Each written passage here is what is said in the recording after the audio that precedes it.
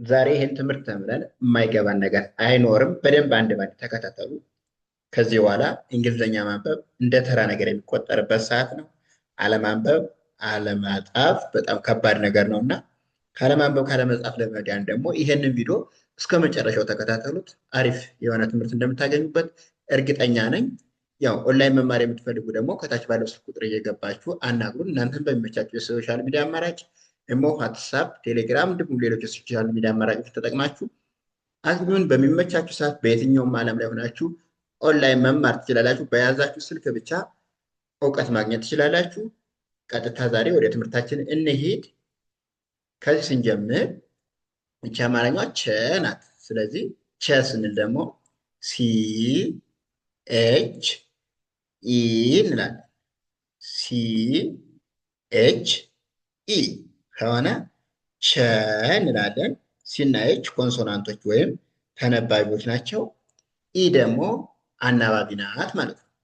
እዚህ ጋር ደግሞ ቹ እንላለን። እቺ ቹ ቹ ስንል ደግሞ ሲ ኤች ዩ ማለት ነው። ዩ አናባቢዋ ናት። ሲ ኤች ዩ ከሆነ ቹ እንላለን። ዩ ሁለተኛ ፊደል አናባቢ አድርገን ነው የምንጠቀማት። ሶስተኛ ላይ ቺ እንላለን። ቺ ስንል ደግሞ ሲ ኤች እና አይ ናቸው። ሲ ኤች አይ ሲሆን ቺ እንላለን። ኦኬ እዚህ ጋር ደግሞ ቻ ነው። ቻ ደግሞ ሲ ኤች እና ኤ ማለት ነው። ስለዚህ የቸ ቤቶች ሶስት ሶስት ፊደል ነው ያላቸው። ሲ ኤች ኤ ከሆነ ቻ ነው። ኤ አናባቢ ናት። እዚህ ጋር ደግሞ ሲ ኤች እና ኢ ሲ ኤች ኢ ይባላሉ። ኦኬ ስለዚህ ቼ ማለት ነው። ች ስንል ደግሞ ሲ ኤች ስድስተኛ ፊደል አናባቢ ስለሌላቸው ሲ እና ኤች ብቻ ቫውል አንጠቀምም ማለት ነው። ሲ ኤች እዚህ ጋር ደግሞ ቾ እንላለን። ቾ ስንል ደግሞ ሲ ኤች ኦ ማለት ነው። ሲ ኤች ኦ ቾ ይባላል። እዚህ ጋር ደግሞ ቿ እንላለን። ቿ ስንል ደግሞ ሲ ኤች ዩ እና ኤ ማለት ነው። ሲ ኤች ዩ ኤ ከሆነ ቿ አናባቢ ዲቃላዎች ላይ ሁለት አናባቢ ዩ እና ኤን እንጠቀማለን። እዚህ ጋር ደግሞ ሀ እንላለን። ሀ ስንል ደግሞ ኤች እና ኤ፣ ሁ ስንል ኤች ዩ፣ ሂ ስንል ኤች እና አይ። ሀ ቤቶች በፊትም ስላየናቸው አይከብዱም። አሁንም ሀ እንላለን። ሀ ስንል ኤች ኤ ማለት ነው። ኤች እና ኤ። እዚህ ጋር ደግሞ ሄ እንላለን። ሄ ስንል ኤች ኢ። ህ ስንል ደግሞ ኤች ብቻዋን ስድስተኛ ስለሆነች አናባቢ የላትም። ሆ ስንል ኤች እና ኦ ማለት ነው። ኤች እና ኦ። ከዛ ኋ እንላለን። ኤች ዩ እና ኤ ማለት ነው። እዚህ ጋር ነ ነው። ነ ስንል ደግሞ ኤን እና ኢ። ቀጣይ ኑ እንላለን። ኑ ስንል ደግሞ ኤን ዩ። ኒ ስንል ደግሞ ኤን አይ። ና ስንል ኤን እና ኤ ማለት ነው። ኔ ስንል ኤን ኢ። ኤን እና ኢ።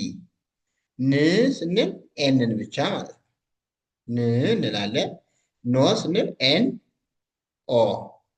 ኤን እና ኦ ከሆነ ደግሞ ኖ እንላለን።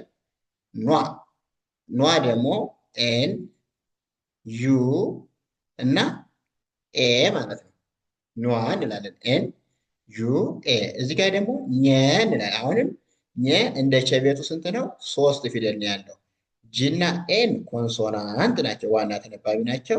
ኢ ደግሞ አናባቢ ናት ማለት ነው። ስለዚህ ኘ ስንል ጂ ኤን ኢ ሶስቶች ኘ ናቸው ማለት ነው።